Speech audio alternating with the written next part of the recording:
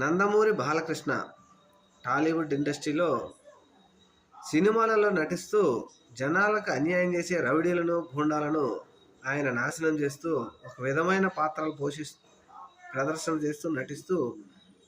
Cinema వాళ్ళని అందరినీ నటిస్తూ మెప్పిస్తూ ఉంటాడు. నిజ జీవితంలో ఆయన హిందూపురం ఎమ్మెల్యే అయినప్పటికీ హిందూపురంలో నిజ జీవితంలో అక్కడ ఉండే గూండాలు కత్తులు గొడ్డలు పట్టుకొని తిరుగుతూ ఉంటే వాటిని మాత్రం పట్టించుకోడు. ఇది ఎక్కడంటే హిందూపురం కొల్లగుంట గ్రామంలో టీడీపీ జనసేన నాయకులు జెండాలు వేసుకొని వినాయక చవితి నిమజ్జనం సందర్భంగా అక్కడ వైఎస్ఆర్సీపీ నేత శివశంకర్ రెడ్డి ఇంటి మీదకి దాడికి రావడంతో ఆ ఊర్లో ప్రజలందరూ మందలించడంతో సైలెంట్ అయ్యి వెళ్ళిపోయారు. అయితే ఊరందరూ ఈ గొడవ సద్దు మణిగింది అనుకున్న లోపే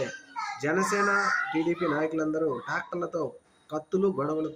గొడ్డలతో వచ్చి శివశంకర్ రెడ్డి ఇంటి మీద దాడి చేసి చిన్న పిల్లలు ఉన్నా కూడా వారిని కూడా వదలకుండా